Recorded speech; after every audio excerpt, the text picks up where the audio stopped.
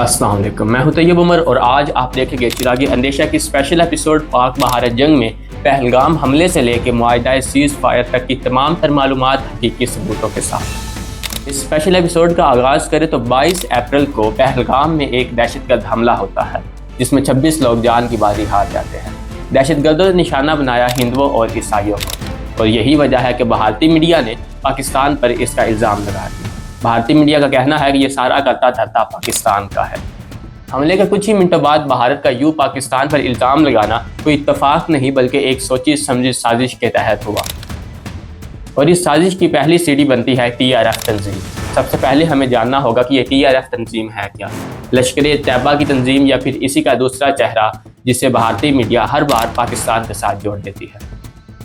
हकीकतन तो TRF तंजीम कश्मीर के मुकामी नौजवानों ने ही बनाई हुई है जिसका मकसद भारतीय अफवाज के जुल्म के खिलाफ डटकर मुकाबला करना और गैर कश्मीरियों और हिंदुओं को निशाना बनाना है और यही वजह है कि भारतीय मीडिया ने ये इल्ज़ाम पाकिस्तान पर लगा दिया। इस हमले के बाद भारत सिंध-ताश मुआहिदा मुअत्तल कर देता है।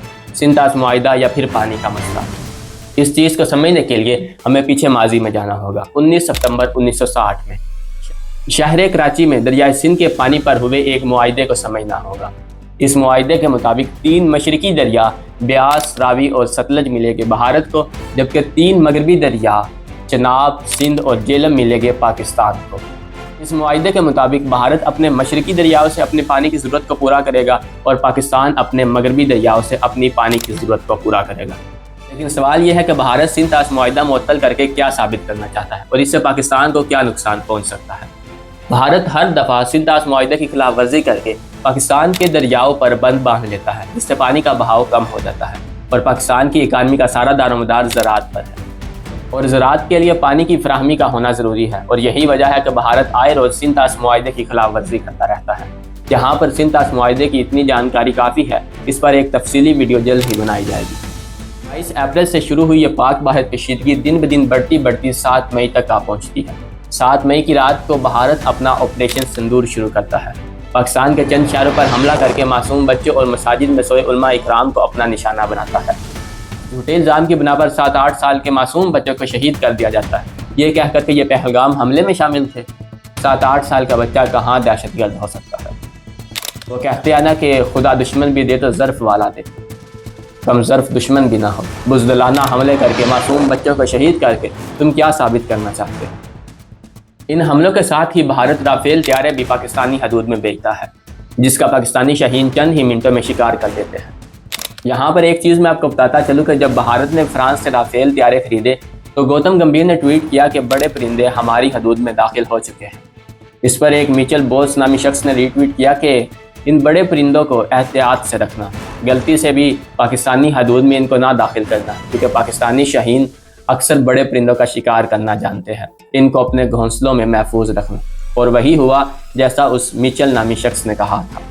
3 राफेल तैयारे, एक MiG-29 और एक Su-30 तैयारा पाकिस्तानी शहीनों ने चंद ही लम्हों में ज़मीं बोस कर दी, लेकिन भारत इस चीज़ को मानने के लिए तैयार ही नहीं था कि हमारे राफेल तैयारे ज़मीं बोस हो गए हैं।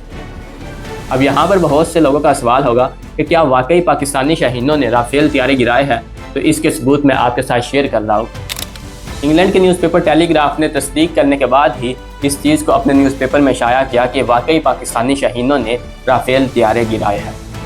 इसके साथ फ्रांस ने भी इस चीज़ को मान लिया कि हमारे राफेल तैयारे गिरे हैं और CNN ने भी अपनी वेबसाइट पर ऑफिशियली इस चीज़ को अपलोड किया कि भारत के राफेल तैयारे जो कि फ्रांस से लिए गए थे वो पाकिस्तान ने मार गिराए। लेकिन अभी भी भारतीय मीडिया इस चीज़ को मानने के लिए तैयार ही नहीं। ऑपरेशन सिंदूर में इन तैयारों के साथ साथ भारत ने इसराइली ड्रोन्स भी पाकिस्तान की हदूद में भेजे जिनको मानने के लिए न सिर्फ PAF Pakistan air defence system जो है वो सर फहरिस्त था, बल्कि पाकिस्तानी शहरी भी पाक आर्मी के शाना बशाना खड़े थे। और कुछ तस्वीरें भी मैं आपके साथ शेयर कर रहा हूँ जिसमें देखा जा सकता है किस तरह पाकिस्तानी शहरी भी इन ड्रोन्स का शिकार कर रहे हैं। अभी तक सिर्फ पाकिस्तान ने अपना डिफेंस किया, अपने तहफ़्फ़ुज़ में ही 3 राफेल तैयारे, एक MiG-29 और एक Su-30 तैयारा और इसके साथ 77 इसराइली ड्रोन्स भी तबाह कर दिए। जब भारत को अपना पहला मंसूबा नाकाम होता दिखाई दिया तो अपने ही मुल्क में झूठी खबरें फैलानी शुरू कर दी कि पाकिस्तान ने अमृतसर पर हमला कर दिया है। लेकिन हमारे DDI-SPR ने इस पर क्या कहा, ये ज़रा सुनिए। उसको ये कहना चाहते हैं कि ना हम तुम्हारी ताकत, ना तुम्हारी मक्कारी اور تمہاری جارحیت سے مروب ہونے والی قوم ہے. Now you just wait for our response. ہم سب صرف اس لیے چپ تھے کہ امن رہے، جنگ نہ ہو، اور بھارت شاید کچھ اور ہی سمجھ بیٹھا تھا، جس پر وہ ایک شعر بھی ہے نا کہ ہم چپ تھے کہ کہیں برباد نہ ہو جائے گلشن کا سکون، نادا یہ سمجھ بیٹھے تھے کہ ہم میں قوت للکار نہیں. اس سب کے بعد پاکستان کی جوابی کارروائی شروع ہوتی ہے اور مشن کا نام رکھا جاتا ہے بنیان مرصوص، جس کا مطلب ہے سیسا پلائی دیوار یا پھر لوہے کی دیوار. یہ قرآن مجید کی سورہ صاف کی ایک آیت سے لیا گیا لفظ ہے.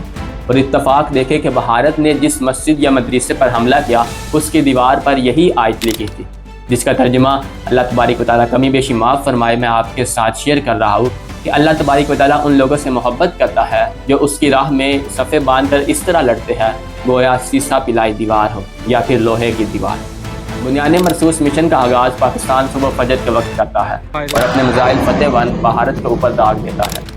اسی کے ساتھ پاکستانی پائلٹ بھی اپنے ڈیتھ سرٹیفکیٹ پہ سائن کر کے اپنے سروں پہ کفن باندھ کر بھارت کی حدود میں داخل ہو جاتے ہیں اور گھر میں گھس کر ان کو منہ توڑ جواب دے کر اللہ تبارک و تعالیٰ کے فضل و کرم سے زندہ سلامت واپس بھی آ جاتے ہیں. بھارت کو اس جنگ میں جو دوسرا بڑا نقصان ہوتا ہے وہ S-400 ایئر ڈیفنس سسٹم کے تباہ ہونے کا ہے، جو بھارت نے روس سے کئی بلین ڈالر کا لیا ہوتا ہے. استعمال ہونے سے پہلے ہی وہ ایئر ڈیفنس سسٹم پاکستانی میزائلوں کا شکار ہو جاتے ہیں اور ایک بڑے دھماکے میں وہ بلین ڈالر کا ایئر ڈیفنس سسٹم کچرا بن کے رہ جاتا ہے. جنگ شروع ہونے سے پہلے ہمارے DGI SPR نے کہا تھا کہ یہ بھارت کا انتخاب ہوگا کہ کب اور کہاں حملہ کرنا ہے، لیکن آگے کہاں جانا ہے وہ ہم بتائیں گے. اور ایسے ہی ہوا، اور پھر جب ہم ان کو لے کے چلے تو پھر ہر طرف سے بھارت کو نقصان ہی ہوا. اس نقصان کی بات کریں تو سب سے پہلے بلین ڈالر کے رافیل طیارے زمین بوس ہو گئے، پھر 77 اسرائیلی ڈرون جو کہ پاکستانی شہریوں نے بھی مار گرائے، اور ساتھ ہی ساتھ پاکستانی شاہینوں نے بھارت کے اندر گھس کر ان کے بیاس میں براموس کی سٹوری تباہ کی، ادم پور میں ایئر بیس تباہ کی اور پٹھان کوٹ میں ایئر فیلڈ بھی تباہ کر دی. پاکستانی شاہینوں کا کہنا ہے کہ اگر ہمیں واپسی کی کال نہ ملتی تو دنیا کے نقشے سے دلی شہر ہمیشہ کے لیے ختم ہو جاتا. اس جنگ میں جو دوسرے ممالک پاکستان کے ساتھ شامل تھے ان میں چین، ترکی، بنگلہ دیش اور آذربائیجان جیسے ممالک شامل تھے. اور ہم اپنی آنے والی نسلوں کو بھی یہ بتائیں گے کہ جب ہم پر مشکل وقت تھا تو ہمارے ان بھائیوں نے ہماری مدد کی تھی. کل کو اگر ان پر کوئی ایسا وقت آئے گا تو آپ نے بھی ان کے ساتھ ایسے ہی شانہ بشانہ کھڑے رہنا ہے جیسے وہ ہمارے ساتھ کھڑے تھے. 22 اپریل سے شروع ہوئی یہ جنگ اب اپنے اختتام کو آ پہنچی. بھارت معاہدہ سیز فائر پر اتر آیا، یعنی کہ جنگ بندی کا اعلان. معاہدہ سیز فائر کا مطلب شہریوں اور سرحدوں پر کھڑے سپاہیوں کو اس چیز کا یقین دلانا کہ جنگ ختم ہو چکی ہے. ہم نے تو پہلے ہی کہا تھا کہ ہم جنگ نہیں چاہتے، لیکن ان معصوم بچوں کا ہم نے حساب ضرور لینا تھا جن کو تم نے بے وجہ شہید کیا تھا. آخر میں یہی کہ ہم جنگ کے دھانے پر کھڑے ہونے کے باوجود اگر پرسکون تھے تو اس چیز کا سہرا ہماری پاکستانی فوج کو اور ہمارے محسن پاکستان ڈاکٹر عبدالقدیر خان اور ان کے ہمراہ ساتھیوں کی محنت کا نتیجہ ہے. جنگ میں ہوئے ان شہیدوں کو بھی ہمیں نہیں بھولنا چاہیے جنہوں نے اپنی جان کی بازی تو لگا دی لیکن اپنے وطن پر ایک آنچ نہیں آنے دی. ہمارے پرائم منسٹر نے ان تمام لوگوں کا شکریہ ادا بھی کیا جنہوں نے اس مشکل وقت میں اپنے وطن کا ساتھ دیا. جنگ جیتنے کے بعد پاکستانی شہریوں نے افواج پاکستان کا پھولوں سے استقبال کیا اور خود بھی اس جنگ کا جشن خوب دھوم دھام سے منایا. اپنے اس پیارے ملک پاکستان کے لیے میں یہی کہوں گا کہ خدا کرے تیری ارض پاک پہ اترے وہ فصل گل کہ جسے اندیشہ زوال نہ ہو.